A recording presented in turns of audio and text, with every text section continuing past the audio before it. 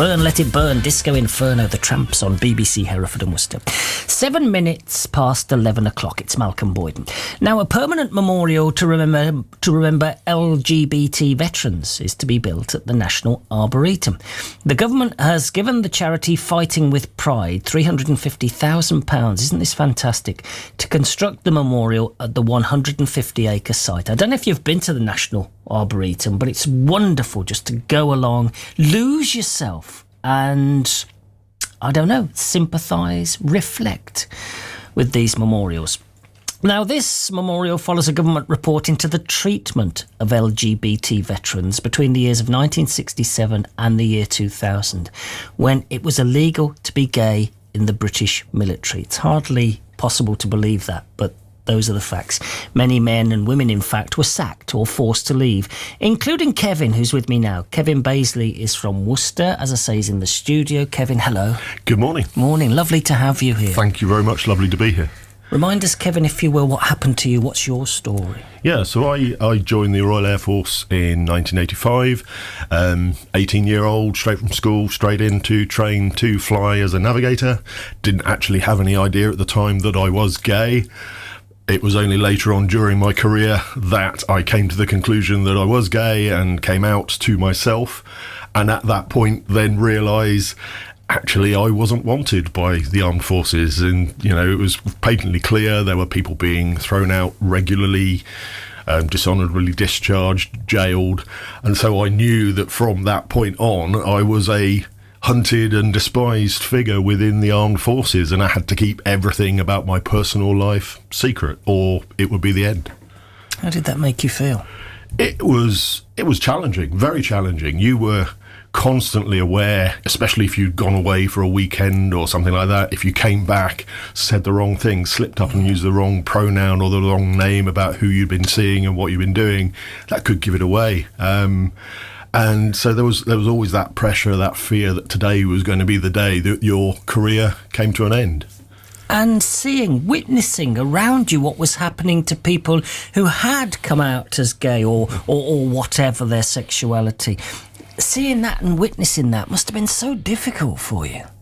It was. You know, there were always stories. You know, throughout my 10 years of service, there were regular stories. Oh, so and so's been found on this station, or something's happened on that station, or and you heard of people disappearing and leaving the forces, and for many of them, it was straight away. And as I say, they were immediately made homeless. They lost their income, they lost their friends, they lost all their support, they lost pensions, medals, lost any future career as well, because they had criminal discharges in some respects for some of them. So it was a really difficult time, and fearing that could happen to me at any moment was worrying. Almost unthinkable, isn't it? And I guess you loved your job in the military and didn't want to leave. It was amazing. It was the only career I'd ever wanted from as long as I can remember. I was going to be aircrew in the Royal Air Force. That was it. So getting there, you know, getting into that elite group of people who made it through flying training into the RAF was just amazing. And I loved the job. It was fantastic. They were great people. I loved serving my country. So last year, the government finally apologised to LGBT veterans, and I think you were in the House of Commons for that moment. I was actually in Cobra, in the Cabinet Office briefing room A, was where they relayed the actual announcement by Rishi Sunak, and it was an incredible moment hearing that apology as the first of the 49 recommendations from Lord Etherton's report about those reparations and the compensation that was going to happen to finally make that apology to the thousands of LGBT veterans impacted by the ban in those 33 years. And by that time you'd left the military. How did that happen? How did your career end? So I was outed. I lost something. It was handed in to the RAF police. They immediately identified it as evidence that I was gay. I was suspended. I fought as long as I could, managed to stretch it out, I think about 13 months before ultimately I was suspended.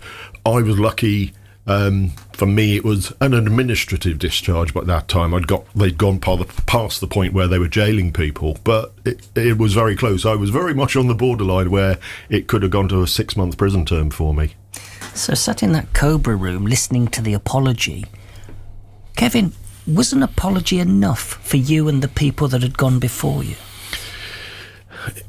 It was a huge start, and it was a huge moment. For some of the veterans over those years, they are so traumatised by it that apologies just won't be enough. There are people still financially destitute. They lost incomes immediately, found it almost impossible to get a new career following that. Mental health issues, homelessness, all sorts of things that wrecked so many lives. Rishi Sunak said it was an abhorrent act and a major failure of the state, and he was correct. The apology has gone some way, but lots more needs to happen. The other 49 or 48 recommendations need to be followed through. The government said that they are committed to doing so. Some of them are in progress already. There are, I've got my veterans ID card already and things like that. So, they're starting to happen. The important one, the financial compensation, is still to be decided. As with so much going on with post office and so on at the moment, there needs to be a substantial and immediate compensation to those veterans. Some of them, we have people who are terminal. They don't have long left. They need that compensation soon. There are people, obviously, who've already died. And, of course, the memorial is part of that apology, the only kind of apology, really, we can give to those LGBT veterans who have died since the ban from 1967. And, of course, remembering all of the LGBT personnel who served and died in all of the conflicts, because they were there. They were definitely there, whether people want to admit it or not. So how important is this memorial? It will be a significant gathering point for LGBT veterans.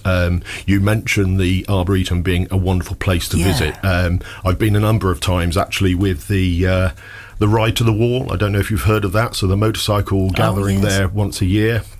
And it is an amazing space. There are memorials for everybody. So it's about time we've got that LGBT veterans memorial, because, there's sexuality has nothing to do with patriotism and bravery and serving and fighting for your country. They may have been gay, but their blood was as red as everybody else's. So, they deserve that memorial as well. And as I say, for the veterans who were dismissed as part of the ban, who are no longer with us, this memorial may well be the only place where their families can go and have that piece of some sort of apology for what happened to them. Do we know what it's going to look like yet? No, this is very early days. It's very much going to be community-led. The idea is that there's going to be lots of town hall meetings, we call them. There will be in person, there will be video Zoom chats and things like that, but it's very much to get the input of the community and what they want to see, what will be a memorial that means something to them. Yes. Because that's what's important. And you're really part of this, because I mentioned Fighting with Pride, the charity. You work closely, you work with, actually, the charity. And so it's going to be a very, very interesting and perhaps satisfying and perhaps fulfilling few months leading up to the opening of this memorial for you and your colleagues who have fought so hard and deserve it so much. They do. I mean, I've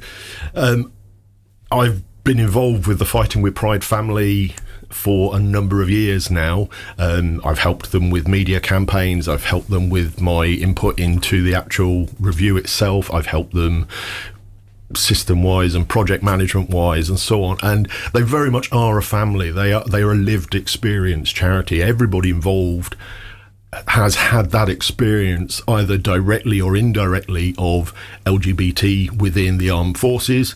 Many of them actually during the ban itself, so they've had the experiences. Some of them who served after, some who were lucky enough to serve both whilst the ban was in place and continue to serve after, having come out later and got away with it.